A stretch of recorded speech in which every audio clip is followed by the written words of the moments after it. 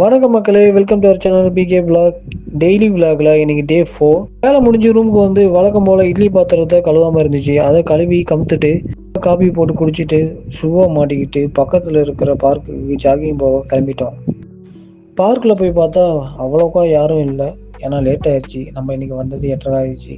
பார்க்கில் அங்கே ஒரு ஆளுமா இங்கே ஒரு ஆளுமா நடந்துக்கிட்டும் ஓடிக்கிட்டே இருந்தாங்க.